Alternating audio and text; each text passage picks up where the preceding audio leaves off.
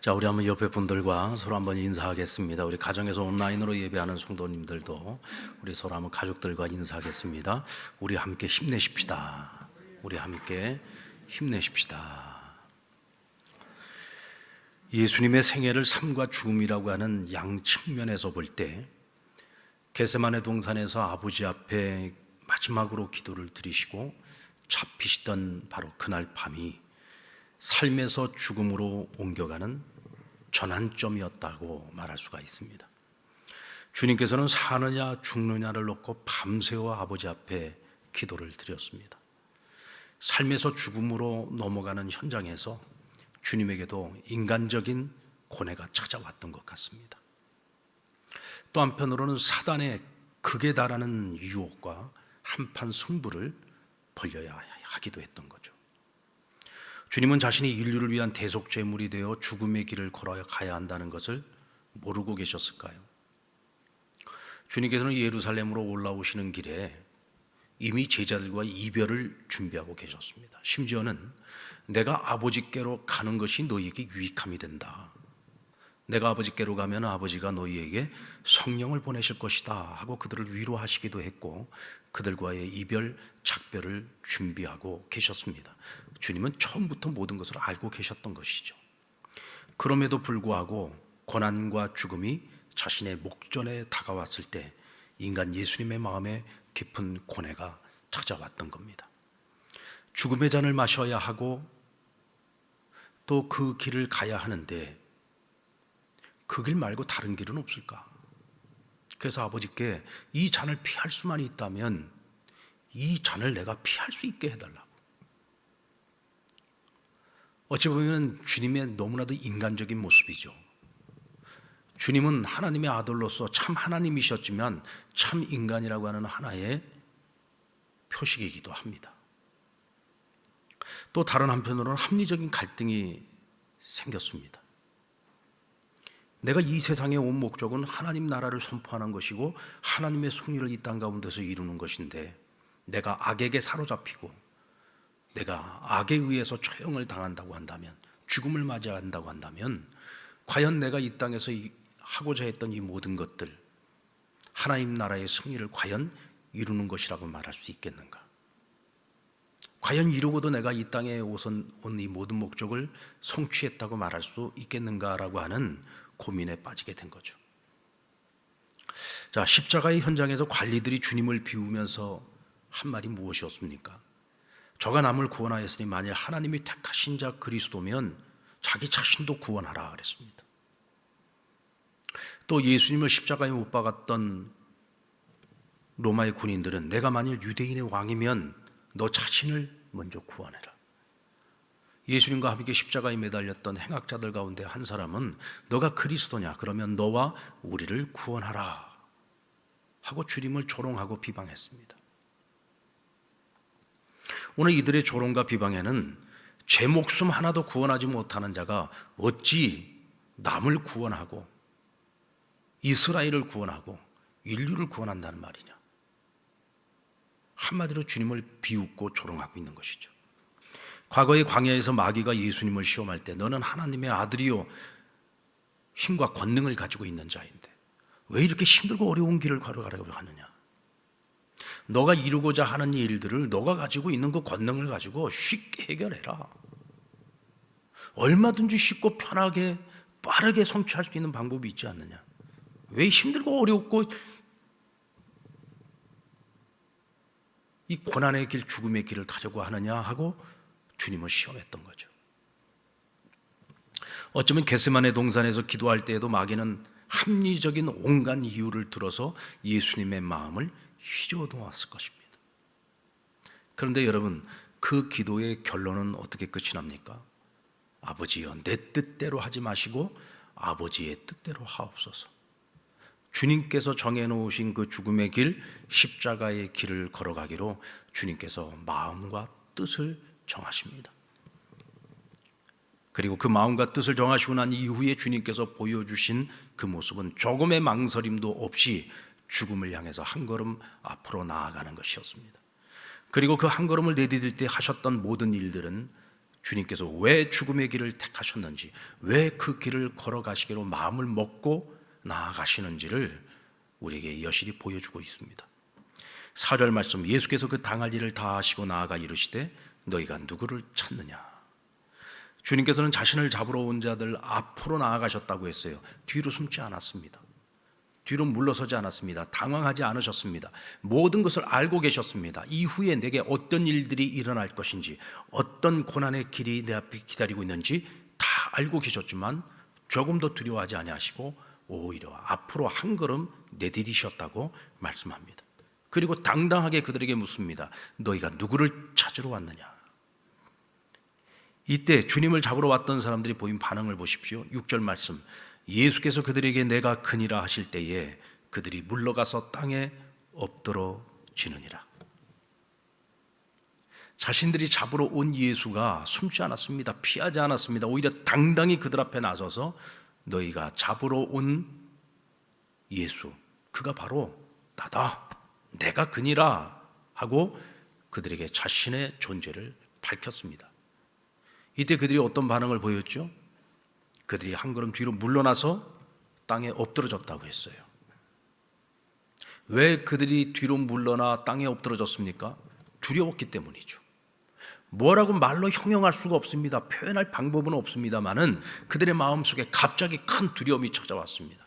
보통 여러분들 칼을 들고 오는 자들이 잡으려고 왔을 때에는 아무런 무방비 상태에 있었던 사람이 당연히 겁을 먹고 두려워하는 것이 너무나도 마땅한 모습 아니겠습니까? 몸을 피하는 것이 당연한 것 아니겠습니까?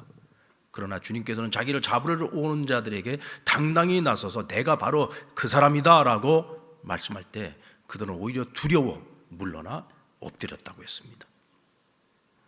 바로 여기에 주님이 죽음의 길을 거침없이 걸어갈 수 있었던 이유가 있음을 알 수 있죠. 이제부터 주님이 걸어가실 십자가의 길은 지금까지와는 전혀 다른 방식으로 하나님의 승리를 이룰 것이기 때문입니다. 세상은 약육강식의 세상이죠. 힘이 있는 자가 힘 없는 자를 지배하는 세상입니다. 하지만 주님께서는 힘 없는 자가 힘 있는 자를 이길 수 있는 전혀 다른 길이 있음을 보여주셨습니다. 예수를 십자가에 매단 세상의 권력자들과 무지몽매한 백성들, 그들은 자기들의 음모대로 예수님을 십자가에 매달았을 때 자신들이 승리했다고 생각을 했어요. 결국 세상은 힘 있는 자가 힘 없는 자를 지배하는 거야. 힘 없는 것들이 아무리 몸부림쳐봐야 결국은 우리 손아귀에 있기 마련이지. 아마도 그들은 축배를 들었을 겁니다. 우리가 이겼다고, 우리가 승리했다고. 결국은 권력을 가지고 있는 우리가, 결국은 힘을 가지고 있는 우리가 승리할 수밖에 없다고 그들은 스스로 자찬했을 것입니다. 그런데 보십시오. 등과 횃불과 무기를 들고 온 이들이 너희가 잡으러 온 나사렛 예수 내가 그니라 하고 당당히 나서는 주님 앞에서 뒤로 물러나 그들이 엎드렸습니다. 이 짧은 이 한순간의 이 장면이 무엇을 이야기해 주고 있느냐면 앞으로 하나님께서 하실 일들을 단적으로 보여주고 있는 거예요. 지금 주님은 사로잡혀야 됩니다. 죽음의 길을 걸어가야 됩니다. 십자가에 매달릴 것입니다. 그러나 이 일을 통해서 결국 하나님께서 하시고자 하는 것이 무엇인지를 단적으로 보여주고 있는 거죠. 스스로 강하다고 생각했습니다. 승리했다고 생각했습니다. 그저 아무 저항도 없이 십자가에 매달려야 했던 그 예수님. 그런데 스스로 강하다고 생각했고 이겼다고 생각했던 그 사람들이 결국 그 십자가 앞에서 무릎을 꿇게 됩니다. 굴복하게 됩니다. 세상을 지배하는 사단의 권세도 바로 그 십자가 앞에서 무너지고 굴복하게 되었습니다. 사도 바울은 고린도전서 1장 18절에서 십자가의 도가 멸망하는 자들에게는 미련한 것이지만 구원을 얻는 자들에게는 하나님의 능력이라 그랬어요. 이 진리를 깨달은 사람들은 세상에서 가장 강한 자요, 가장 지혜로운 자요, 복된 자인 것이죠. 주님께서 걸어가신 십자가의 길, 죽음의 길은 세상의 눈으로 볼 때는 가장 어리석고 약하고 미련해 보이는 길이지만 주님께서는 그 길을 통해서 우리를 구원해 주셨습니다. 세상의 죄와 악을 굴복시키는 능력을 그 십자가에 심으셨고 사단의 권세를 멸하시는 하나님의 권능을 나타내 주셨습니다. 요한복음 12장 23절로 24절 말씀 우리 같이 한번 읽어볼까요? 시작. 예수께서 대답하여 이르시되 인자가 영광을 얻을 때가 왔도다. 내가 진실로 진실로 너희에게 이르노니 한 알의 밀이 땅에 떨어져 죽지 아니하면 한 알 그대로 있고 죽으면 많은 열매를 맺느니라. 주님께서는 이 미련해 보이는 십자가의 길을 통해서 하나님의 영광을 얻게 될 것을 믿으셨습니다. 사람들의 눈으로 볼 때에는 가장 어리석고 가장 미련하고 어떻게 보면 가장 비참한 길인 것처럼 보일지 모르지만 바로 이 십자가의 능력이 있음을 아셨어요. 이 길을 통해서 하나님의 영광을 얻게 될 것을 아셨죠. 그리고 자신이 죽음으로써 많은 열매를 맺게 된다는 것을 아셨습니다. 한 알의 밀이 땅에 떨어져 그대로 있으면 어떻게 된다고요? 한 알이 그대로 있는 겁니다. 그러나 그 한 알의 밀알이 땅에 떨어져 죽으면 어떻게 해요? 많은 열매를 맺는다. 예수님께서는 죽는 이 길을 통해서 많은 사람들이 그를 믿는 자마다 새로운 생명, 영원한 생명을 얻게 될 것을 믿으셨던 것이죠. 여러분, 가정에서 열매를 맺고 가문에서 열매를 맺고 우리가 살아가는 모든 삶의 자리에서 생명의 열매를 맺으려면 누가 죽어야 됩니까? 결국 내가 죽어야 되는 거예요. 가정에서 내가 죽으면 가정이 사는 겁니다. 직장에서 내가 죽으면 직장이 살아나고, 내가 살아가는 모든 삶의 자리, 어떤 공동체, 어떤 조직이 되었든 그곳에서 내가 죽으면 그 공동체가 살아나는 역사가 있는 거죠. 이것이 농부이신 하나님께서 정하신 열매를 맺고 많은 수확을 거는 원리입니다.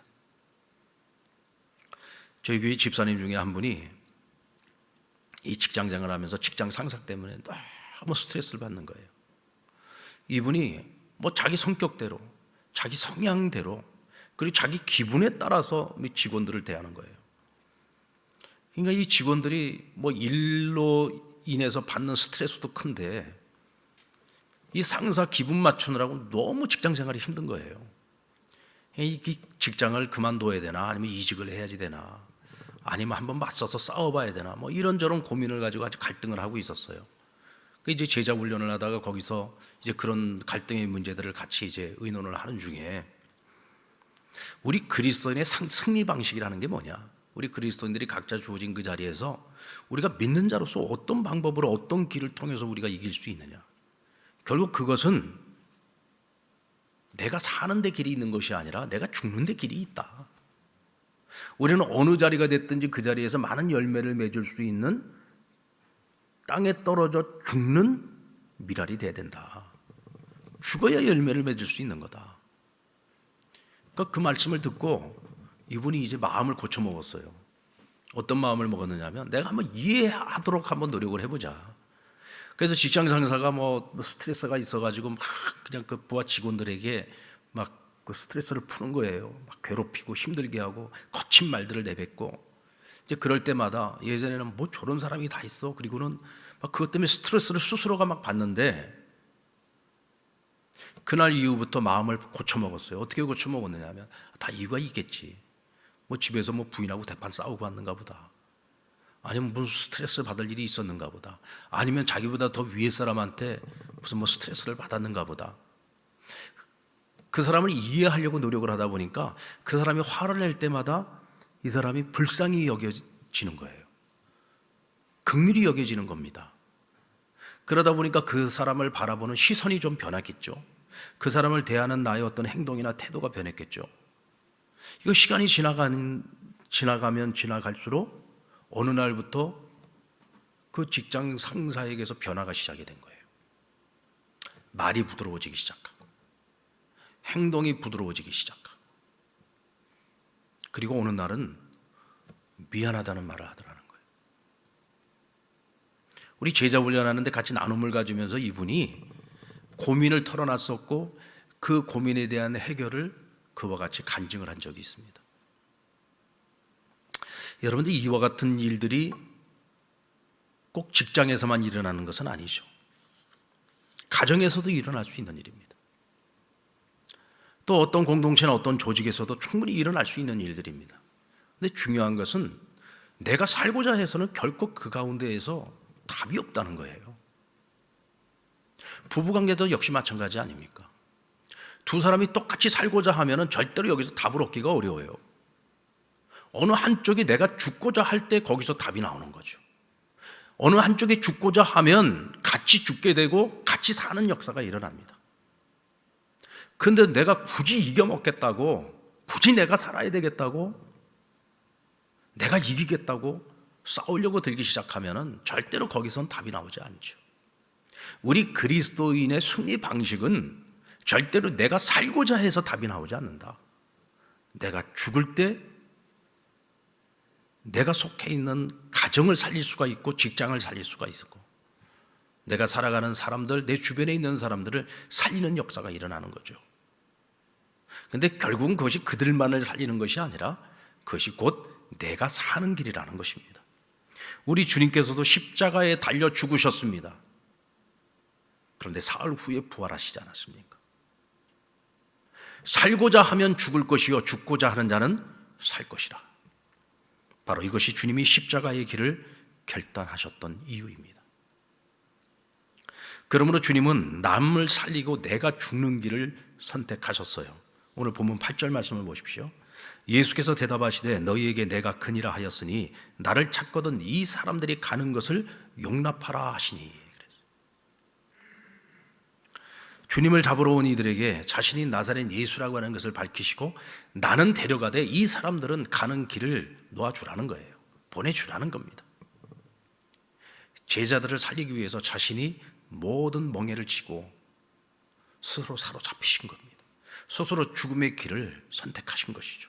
요한복음 15장 13절 사람이 친구를 위하여 자기 목숨을 버리면 이보다 더 큰 사랑이 없나니. 주님께서 제자들에게 늘 가르치셨던 말씀이잖아요. 친구를 위해서 자기 목숨을 내버리는 것보다 더 큰 사랑은 없다. 근데 오늘 주님께서 그 가르치신 대로 자신이 제자들을 위해서 자기 목숨을 내놓으신 겁니다. 나는 잡아가되 저들은 놓아주라. 친구에서 제자로 바뀌었을 뿐이죠. 근데 여러분 과연 이 친구들, 이 제자들이 친구라고 말할 수 있는 사람들입니까? 주님께서 생각하는 친구라고 하는 것은 벗을 위해서 목숨을 버리는 자예요. 그게 친구입니다. 근데 그들은 자신들의 스승을 돈을 받고 팔았습니다. 3년 동안을 사랑한다고 쫓아다녔던 그 주님을 한낱 계집요종 앞에서 주님을 부인했습니다. 도저히 친구 같지도 않은 친구들을 살리겠다고, 제자 같지 않은 제자들을 살리겠다고 주님께서 자기 목숨을 버리신 겁니다. 로마서 5장 8절 말씀 같이 읽을까요? 우리가 아직 죄인 되었을 때에 그리스도께서 우리를 위하여 죽으심으로 하나님께서 우리에 대한 자기 사랑을 확증하셨느니라. 로마서 5장 10절 곧 우리가 원수 되었을 때에 그의 아들의 죽으심으로 말미암아 하나님과 화목하게 되었은즉 화목하게 된 자로서는 더욱 그의 살아나심으로 말미암아 구원을 받을 것이니라. 우리가 아직 하나님 아버지께 죄인 되었을 때, 우리가 원수 되었을 때 하나님께서는 자기 독생자를 우리의 대속 제물로 내어주셔서 우리를 위해 죽음의 길을 가게 하셨습니다. 그래서 우리를 죄와 사망과 심판 가운데에서 구원하여 주셨고 하나님과의 관계를 다시금 화목하게 만들어 주셨습니다. 그리고 우리를 향한 하나님의 사랑, 내가 너희를 얼마만큼 사랑하는지 그 사랑을 예수님의 십자가를 통해서 우리에게 확증해 주셨다는 거예요. 바로 이것이 죽음을 통해서 보여주신 주님의 사랑이고 하나님 아버지의 사랑입니다. 그리고 바로 그 사랑이 하나님의 승리 방식이라는 거예요. 무엇이 하나님의 승리 방식이라고요? 사랑하는 것이. 사랑이라고 하는 것이 뭐냐? 너를 살리기 위해서 내가 죽는 것이라는 거죠.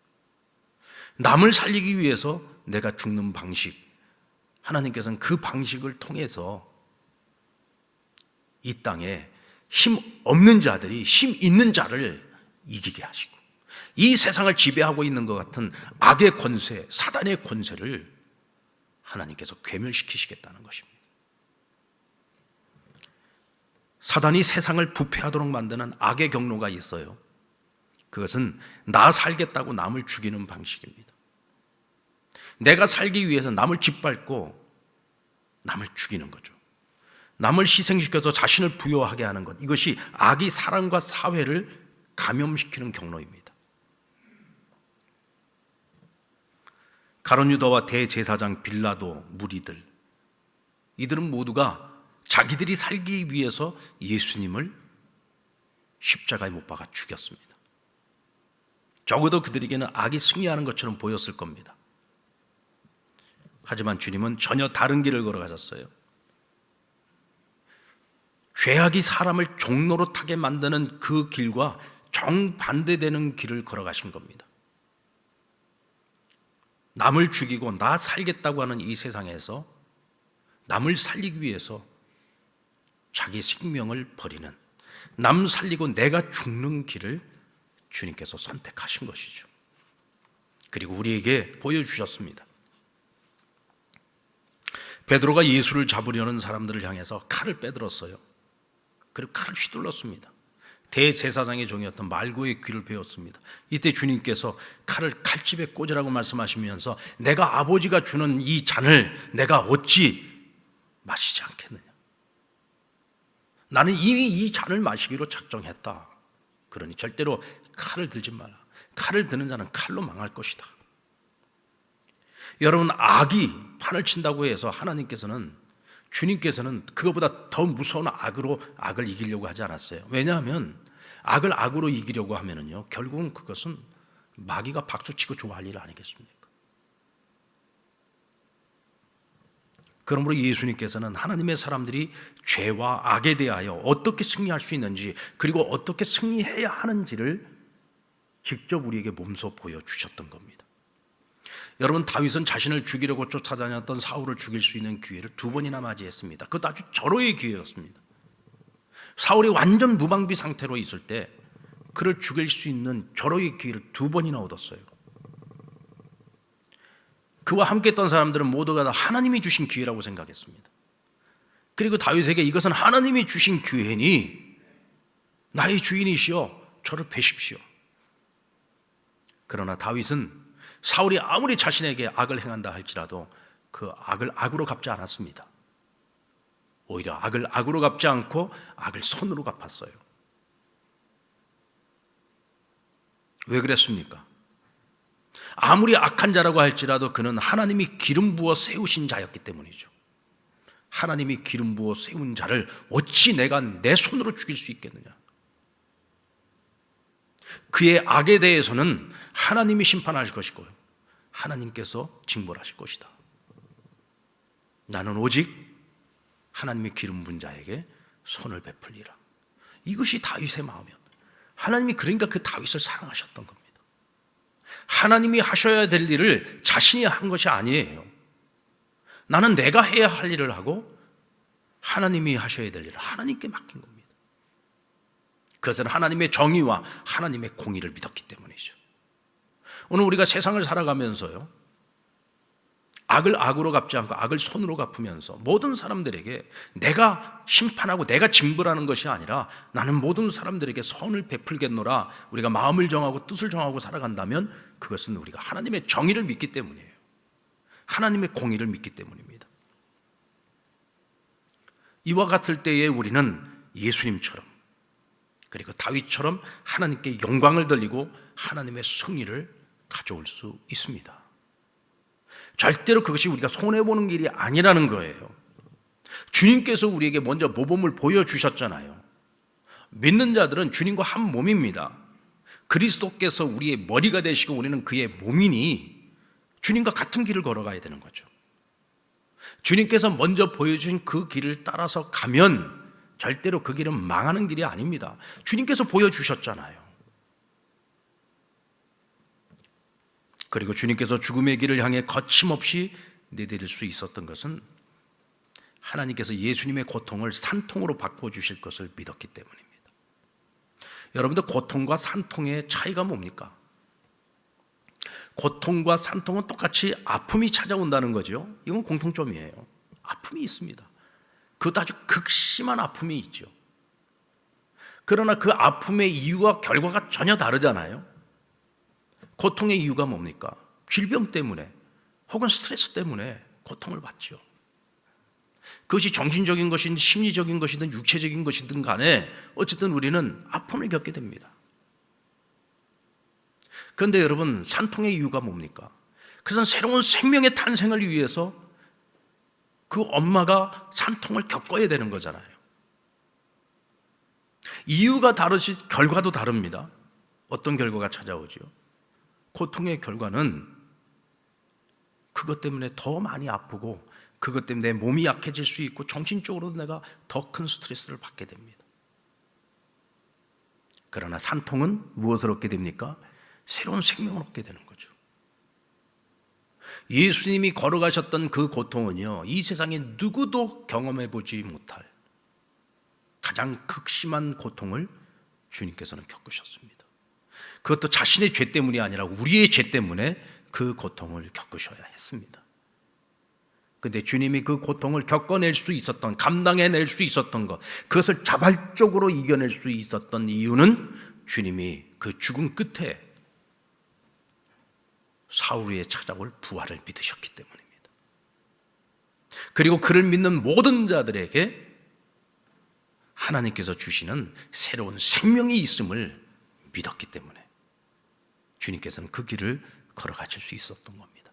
주님의 고통은 고통으로 끝난 것이 아니라 그것이 새로운 생명을 잉태하고 출산해내는 산통이 될 수 있었던 것이죠. 그것은 전적으로 내 하나님 아버지에 대한 절대 믿음, 절대 신뢰가 있었기 때문에 감당할 수 있었던 겁니다.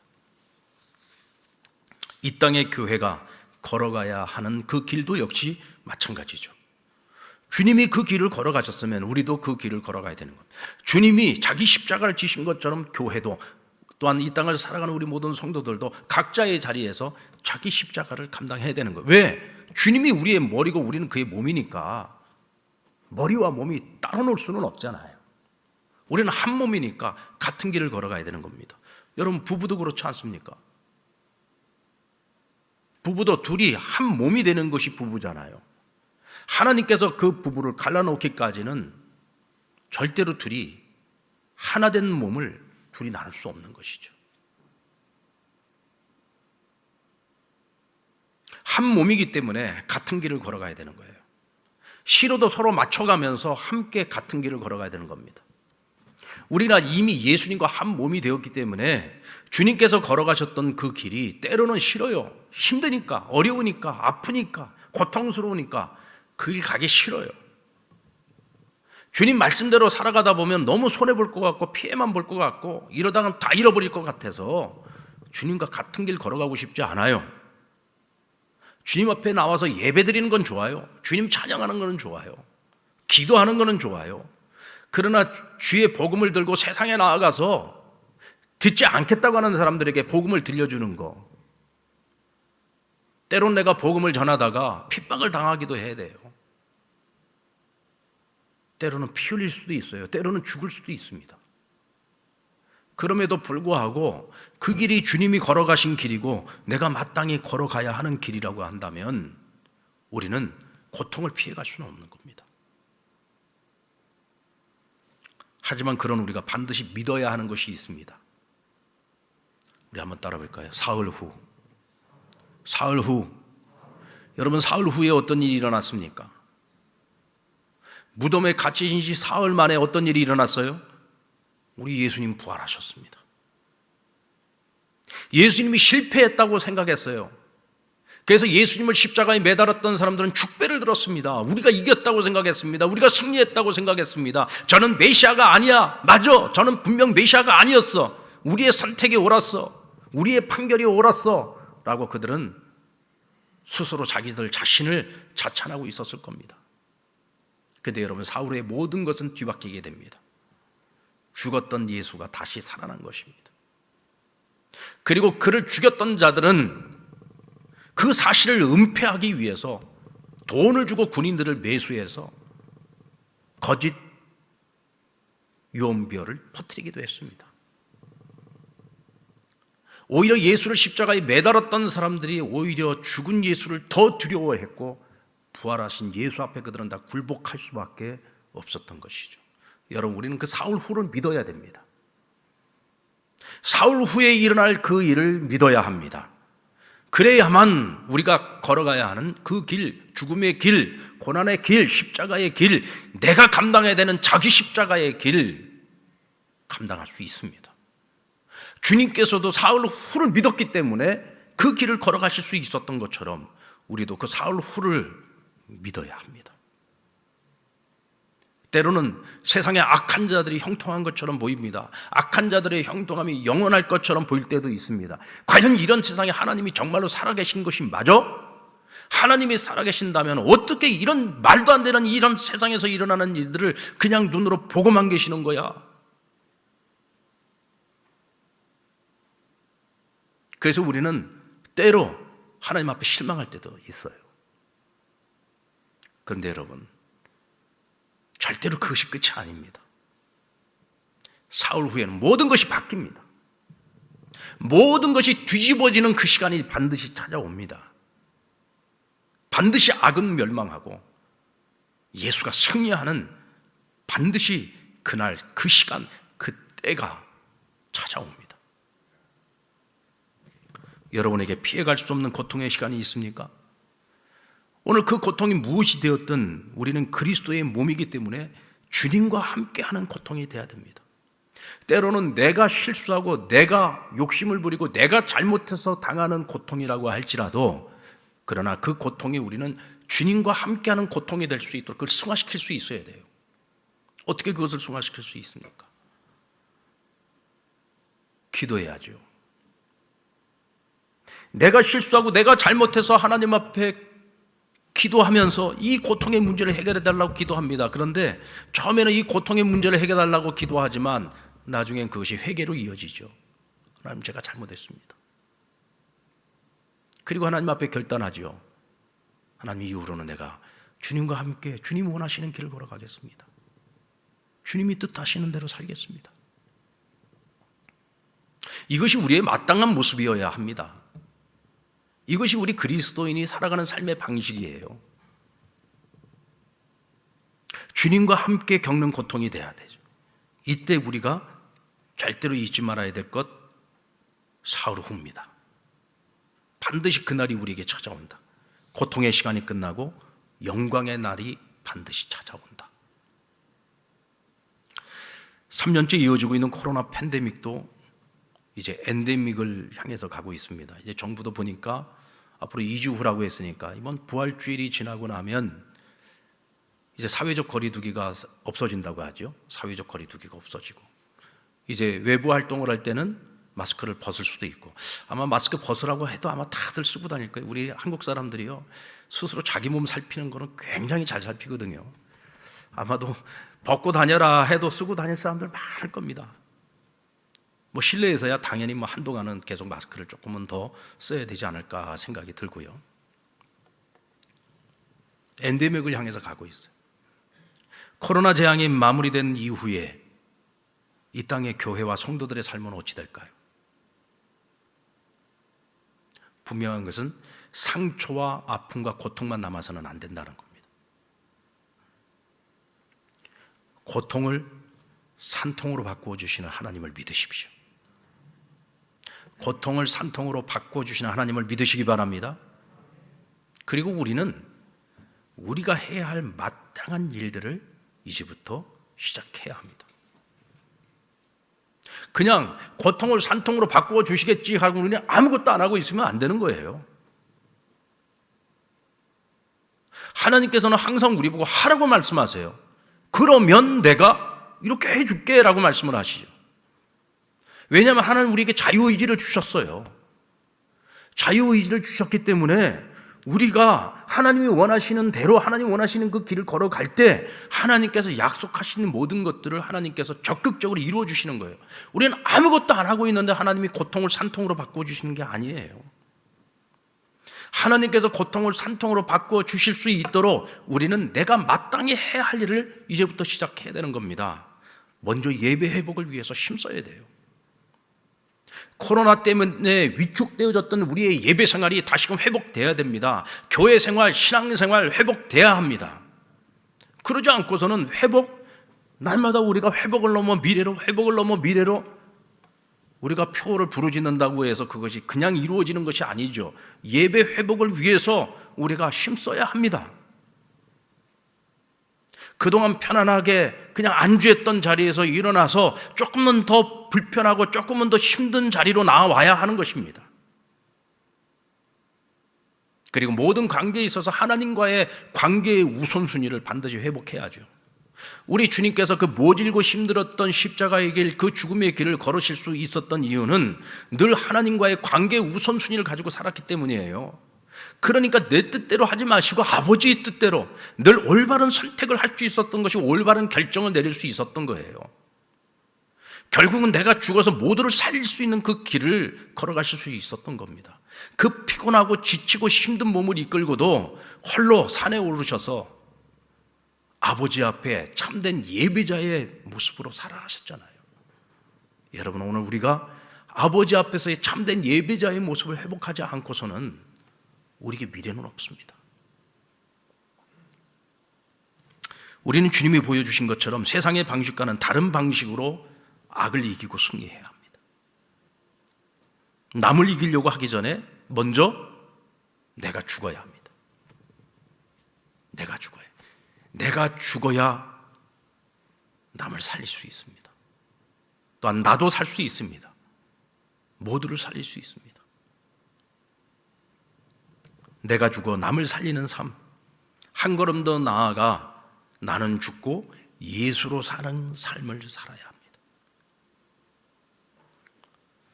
그러면 하나님께서 모두를 살리는 기적을 보여주실 것입니다. 주님은 오늘도 우리에게 한 걸음 더 앞서 나가시며 우리가 가야 할 길이 되어 주셨습니다. 하나님은 항상 그러신 것 같아요. 항상 우리보다 앞서 가십니다. 이스라엘 백성들 광야에서 인도하실 때도 항상 3일 길을 먼저 앞서 가시면서 그들이 가야 하는 그 길을 보여주시고 인도해 주시고 길잡이가 되어 주셨죠. 주님이 길이 되어 주신 겁니다. 오늘 이 땅의 교회와 성도들은 이 세상 가운데에서 생명의 길을 보여줘야 합니다. 우리가 그 길이 돼야 되는 거예요.